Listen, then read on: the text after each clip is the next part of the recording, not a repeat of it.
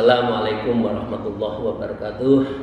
Bismillah, alhamdulillah, wassalatu wassalamu ala rasulillah wa ala alihi washabihi wa mawalah.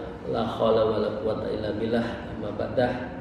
A'udzu billahi minasyaitonir rajim. Bismillahirrahmanirrahim. Ya ayyuhalladzina amanu taqullaha wa kunu ma'as shadiqin. Amma ba'dah. Para salikin, para jamaah, sahabat, puan, bapak, ibu, kolega, atas izin guru mari kita lanjutkan ngaji kitab Minhajul Abidin. Dan terlebih dulu mari kita bersyukur alhamdulillahirabbil alamin ala kulli halin wa nikmatin, dan bersolawat Allahumma sholli ala sayyidina Muhammad wa alihi wasallam. Bapak ibu sekalian yang saya hormati, al-aslus sani fi af'alihi azza wa jalla wa mu'alamatihi. Al-aslun, hal-hal yang pokok, as-sani yang kedua. Kalau yang pertama tadi itu ayat-ayat tentang khauf dan roja. Fi af'alihi azza wa jalla, dalam hal perbuatan Allah subhanahu wa ta'ala dan seluruh tindakannya apa yang sudah diwujudkan. Allah itu memberikan balasan apa terhadap apa yang dilakukan oleh hambanya. Ini cerita, ini nanti banyak cerita. Wa qala al-mu'allif fi hadzal kitab wa bihima bi ulumiyya fi taurin amin ya rabbal alamin. Amma min janibil khauf fa'lam anna iblisa abadahu tamanina alfasanah.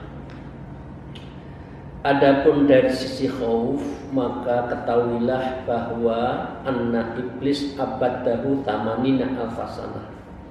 Iblis pun adalah juga beribadah selama 80.000 tahun. Jadi iblis itu sebelum ada manusia ibadah. Falam yatruk fi makila mawdhi'i qadimi illa wasajada lillahi ta'ala fihi sajdah. Menurut satu keterangan, iblis tidak pernah meninggalkan satu tempat berpijak.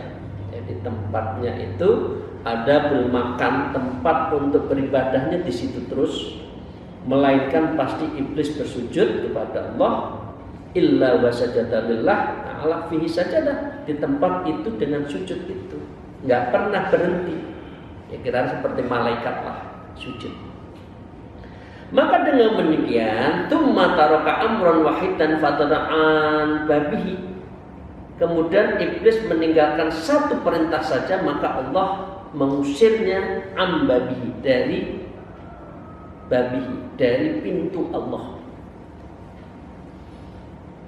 Apa Bapak sekalian yang iblis lakukan sehingga Allah mencerca, marah kepada iblis? Apa? Satu aja, fasajatu ila iblis. Ketika Allah menciptakan calon khalifatullah fil ard, yaitu Nabi Adam, dia sombongnya keluar. Ya, dia diciptakan minatin wa ana minan, dan saya diciptakan api. Masa saya yang begitu hebat nyembah tanah? Enggak. Kira-kira itu Nabi kepada Nabi Adam nggak mau, dia sombongnya keluar, gitu ya. Dan Allah marah. Apa akhirnya? Wa daraba bi wajhi ibadah utamanina alfasanah, dan dicampakkan wajah iblis ibadah 80 tahun itu, dan Allah melaknatnya hingga ke hari kiamat. Wa laknatu ila yaumiddin wa adalau adaban aliman ila abadil abadin, dan dicerca, dilaknat itu, disiksa selama-lamanya hingga tak terhingga. Satu saja ahlul ibadah yang disebut dengan iblis kemudian menciptakan Nabi Adam, tidak mau bersujud, tidak mau hormat kepada Nabi Adam, disitulah dari ahlul ibadah kemudian menjadi orang yang ahlul laknat, orang yang dilaknat. Bapak sekalian, kita masih ingin sombong, Panjenengan kita semua masih ingin sombong, kita ingin ujub, panjenengan masih ingin takabur. Apa artinya itu semua? Nggak ada. Allah marah terhadap orang yang takabur, seperti halnya Allah sangat marah kepada iblis yang takabur, yang menyombongkan diri, tidak menghormati orang, tidak mengasihi orang yang pekerjaannya melecehkan, menfitnah. Itu akhirnya apa? Berbalik dari disayangi menjadi orang yang dibendu, orang yang dilaknat. Hatta ruya anna sadaqatil amin salawatullah alaihi wasallam ru'ya Jibril alaihi salam wa tu'alliqan bi astari Ka'bah. Ada riwayat dari Rasulullah sallallahu alaihi wasallam, ya, Nabi Muhammad telah melihat. Siapa yang dilihat? Jibril alaihissalam, malaikat Jibril alaihissalam, muta'allikan bi astal Ka'bah, dia bergantung di tirai Ka'bah. Takut juga malaikat yang sudah alul ibadah, jujur, tekun, semua hidupnya untuk ibadah, kok malaikat kok iblis yang juga ibadah dibuang, dilaknat, takut.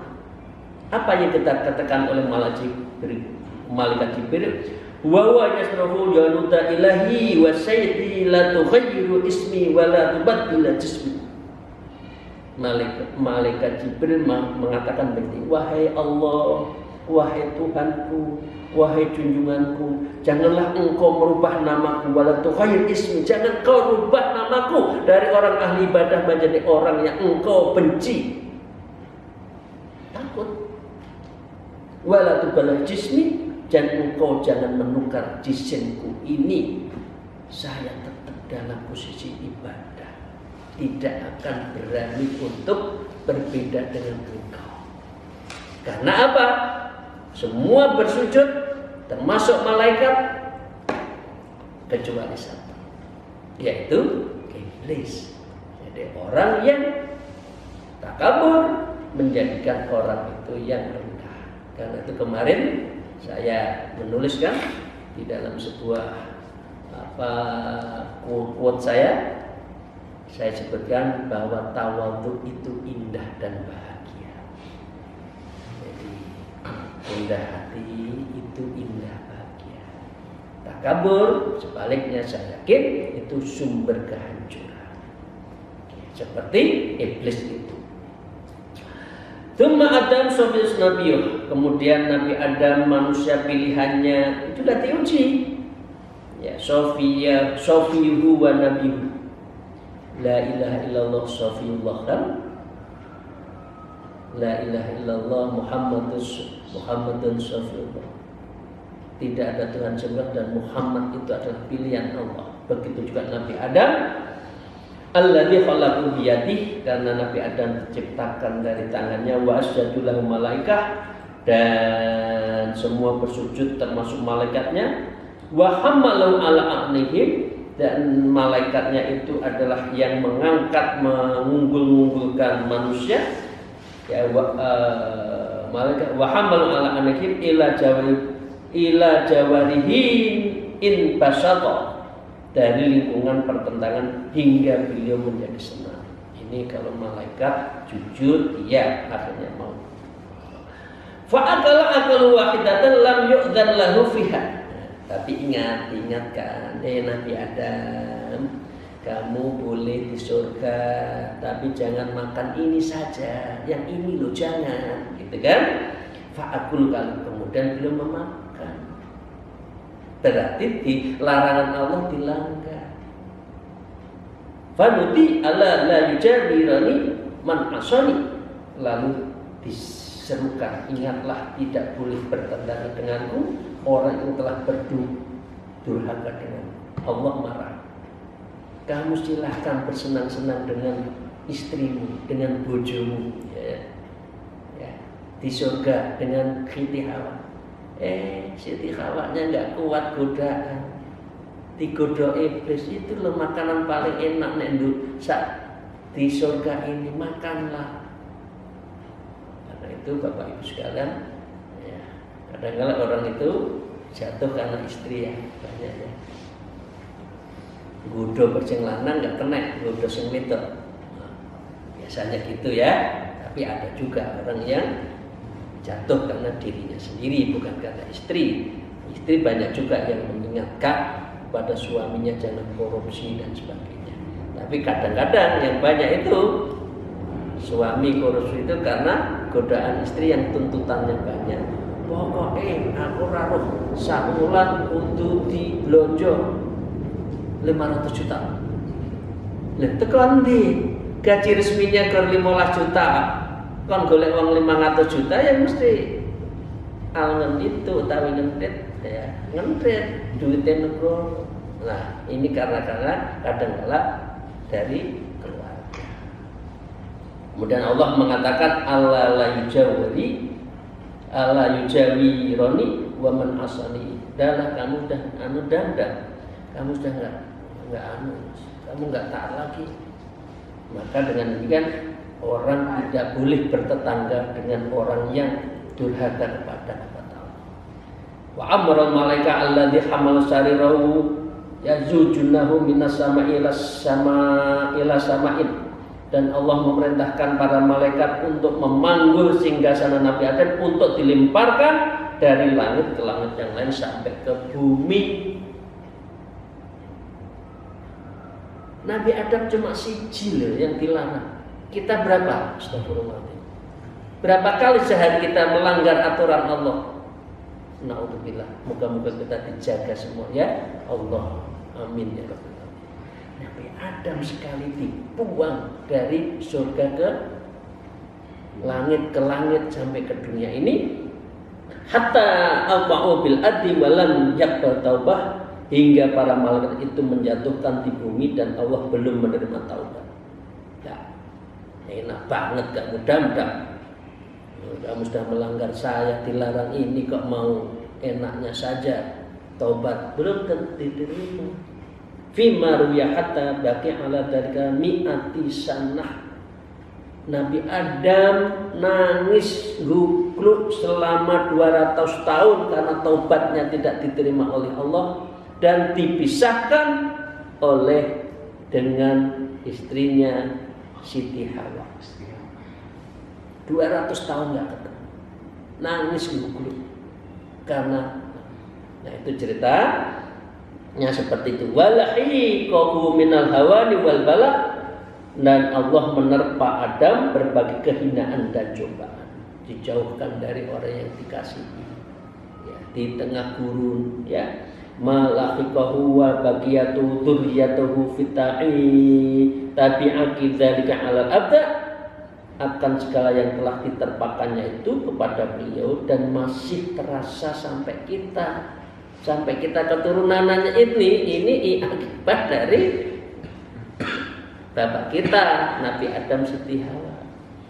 Kalau tidak mangan kunti kita udah di surga terus dulu, ya kan? Ya karena bapak kita melanggar, kita maka hidup itu diuji dan terasa sampai dzurriyyatuhu fi tabi'ati dzalika 'ala abda, dan beliau berlanjutan hinaan cobaan itu selamanya sampai sekarang. Jadi ibu bapak sekalian itu ya. Jadi ceritanya 200 tahun tidak ketemu, Siti Hawa turun di India, ya. Kemudian Nabi Adam turun di Timur Tengah, keluarlah di Jabal Rahmah. Gitu nggih, yang baru pulang haji ketemu Jabal Rahmah, pertemuan antara Nabi Adam dan dengan Siti Hawa ketemu lagi di Jabal Rahmah. Itulah sebagai disebut dengan gunung kasih sayang. Jadi kalau orang haji umroh selalu ke Jabal Rahmah ndongokne anake sing urung duwe jodoh doa di situ didoakan semoga seperti halnya ketemunya Nabi Adam dan Siti Hawa. Hidupnya yang congkrah, katakan keluarganya kasih sayang kembali lagi.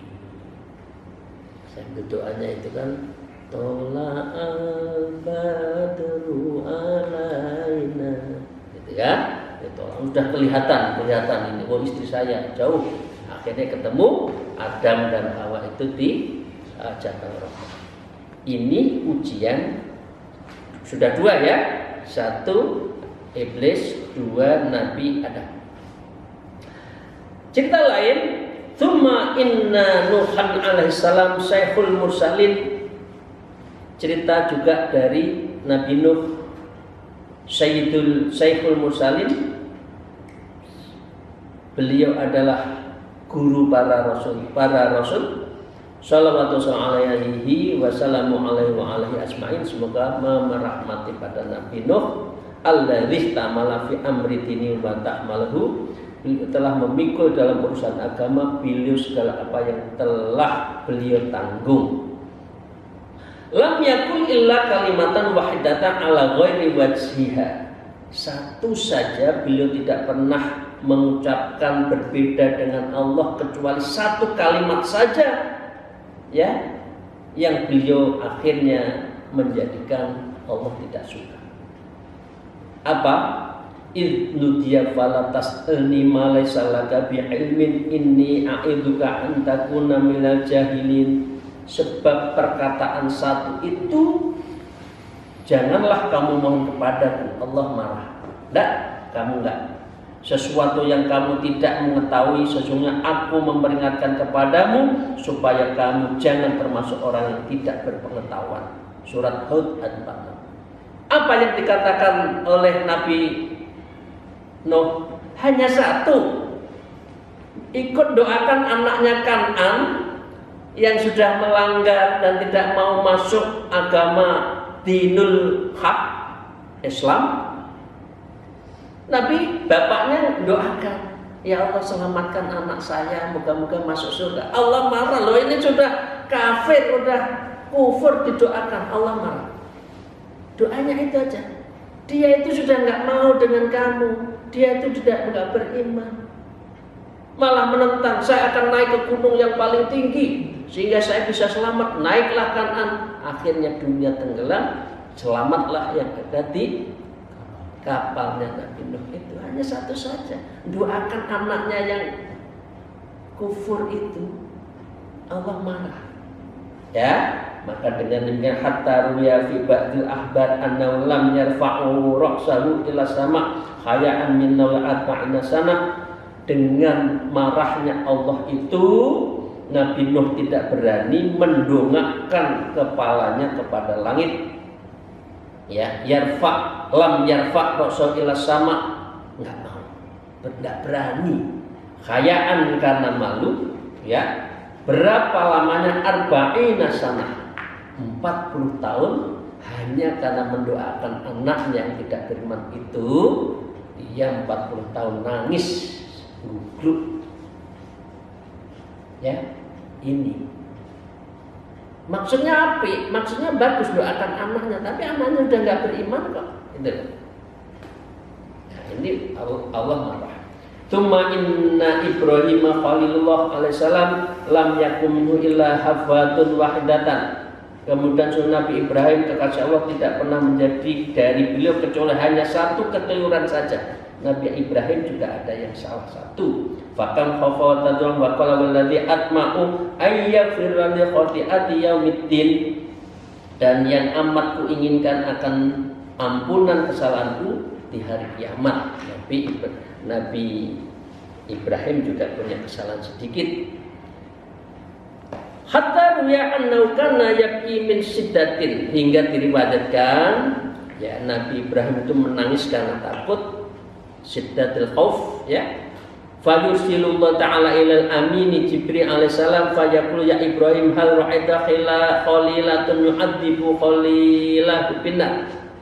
Kemudian Nabi Jibril, malaikat Jibril berkata, wahai Ibrahim, apakah engkau merasa akan menyiksa kekasihnya dengan neraka? Fayaqulu ya Jibril idza dzakarta khati'ati nasi'at qulta. Wahai Jibril, apabila aku mengingat kesalahanku, maka terlupakan olehku adalah kasihnya. Jadi ini jadi kita lihat ya kesalahannya apa ya nanti di kitab lain. Nah, Kemudian Nabi Musa. Ibrahim juga diuji. Sekarang Nabi Musa. Tsumma Musa ibnu Umar Imran sallallahu alaihi wasallam lam yakun minhu illa latmatun wahidatan an hiddatin. Ya. Kemudian Nabi Musa, semoga Allah mencurahkan rahmat dan keselamatan pada beliau, tidak pernah ada kekeliruan sedikit pun, illa latmatun wahidatun an hiddatin, kecuali menempeleng jotos seseorang karena marah. Biasanya nama Musa itu keras, seperti bapak saya itu Musa, keras banget, keras dalam mendidik. Orang tua saya itu kan Musa Asy'ari ya, jadi keras. Tapi saya tidak pernah ditempeleng oleh orang tua saya, oleh Mbah Musa istilahnya, Pak Musa itu. Tapi kalau ada orang nggak benar, santrinya nggak benar dulu itu udah, apakah tahu malam-malam masih tidur carikan air dikerujukin itu, sholat malam cari timbo dikerujukin gitu. Saya ingat itu santri-santri yang masih molor tidurnya itu siram aja, nanti bangun jam 3 jam setengah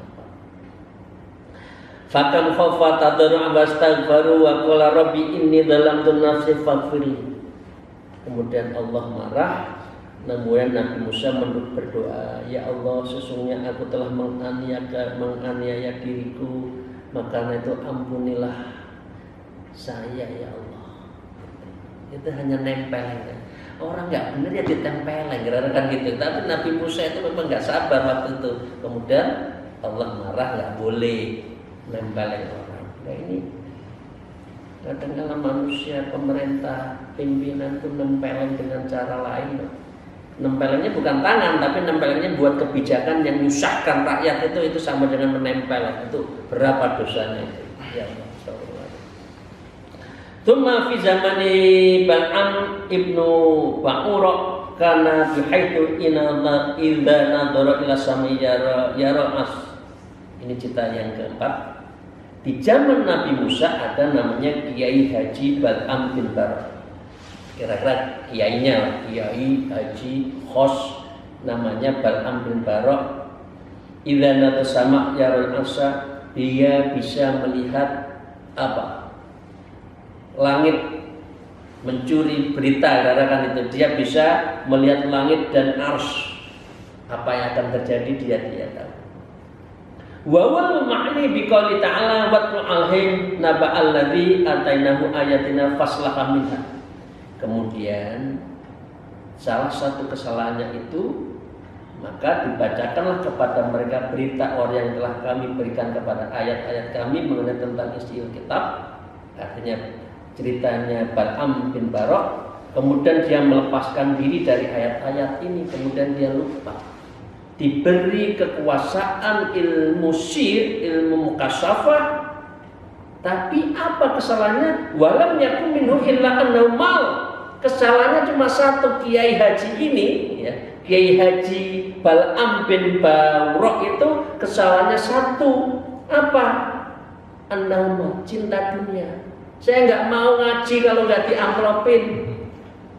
Saya nggak mau ngaji kalau amplop ndak tebel, nggak ngeronjal nek tangan. Astagfirullah. Kan masih banyak kiai sekarang. Aduh tipis, ya. Sohir kecil. Yang saya maksud itu kabirun, yang tebal, yang besar. Sayur-sayurnya juga. Nah ini adalah seperti yang dilakukan oleh Bal'am bin Ba'ura. Illa dunya wa ahla mailatan wahidatan, hanya itu kecintaannya pada dunia. Wa taraka lawliyan minan awliya'i hurmatan wahidatan, dan dia telah meninggalkan terhadap seorang wali di antara para walinya akan sekali penghormatannya. Hilanglah kemudian apa? Barok fasallallahu ma'rifatu wa ja'ala bi manzilatil qalbi matrudin. Kemudian barok ini Bal'am barok, mukasyafahnya dihilangkan, makrifatnya dihilangkan, dan dia derajatnya lebih jelek dari kalbun matrudun, yaitu lebih jelek dari kalbun, anjing yang terusir, yang budukan. Jadi Bapak sekalian, astagfirullah, moga-moga kita jenengan ya yang ahli dakwah ini, kalau dakwah jangan mengharapkan amplop, ya Allah, jangan. Allah lebih tahu cara ngasih rezeki kita. Jangan ceramah karena amplop, tapi pikirlah ya Allah, ya Allah, ya Allah. Zikirnya jangan ya amplop, ya amplop, ya amplop, jangan. Ini nanti akan menjadi Kiai Haji Bal'am bin Barok tadi. Sudah mukasyafah, sudah wali, tapi kedonyan, semua diukur duit, akhirnya lama-lama kewaliannya dihilangkan. Faqala famatul kamatul kalbi in tahmil, itu diabadikan di dalam surat Al-A'raf 176, maka perumpamaan seperti anjing jika kamu menghalunya, diulurkan lidahnya. Bapak Ibu sekalian, anjing itu kalau lapar pengen kira-kira lidahnya menjulurkan enggak? Ngiler enggak? Manusia kalau tidak imannya kuat, dikasih jabatan ngiler enggak? Ngiler. Karena apa? Imannya enggak kuat. Maka dengan demikian orang yang ahli ibadah tapi keduniaan itu seperti Kiai Haji Bal'am bin Barok tadi, ya. Maka fa'auqahu fil bahri dhalal wal halaki ilal akhiril abadi. Kemudian Bal'am terjerumus di dalam kesesatan dan kehancuran selama-lamanya. Kata sami'ta ba'dul ulama yaqul, ini diceritakan oleh Imam Ghazali, innahu kana fi awwali amratin bi haitsu yakunu fi majlisi isnan asra alfa mihbaratin lil muta'allimina alladhi yakunu anhu. Diceritakan Imam Kiai Bal'am al-Barok tadi, beliau itu di dalam kehidupannya dia telah membuat majelisnya 12.000 tempat dan tinta untuk para murid yang menulis ilmu darinya. Padahal kiai besar. Ya kira-kira yang ngundang kira setahun persis, setahun penuh enggak telat lah kira-kira. Punya majelis ini, majelis itu di mana-mana, 12.000 majelisnya, ya seluruh Indonesia kira-kira gitu. Enggak habis, waktunya sampai kurang. Tapi kalau undang saya tiketnya segini, ya, ajudan saya segini, tiket saya harus bisnis. Kalau saya turun dijemput harus minimal Alphard. Ini Kiai Bal'am ini. Astagfirullahaladzim. Ini BUMN jangan undang yang begini deh. Ini kiainya kiai duitan diundang. Jangan. Ini teman-teman Bakis ya, teman Peli ya, jangan undang yang kami duitan, jangan. Cari yang tulus, suci, bersih, betul-betul ibadah. Enggak ada artinya, ya.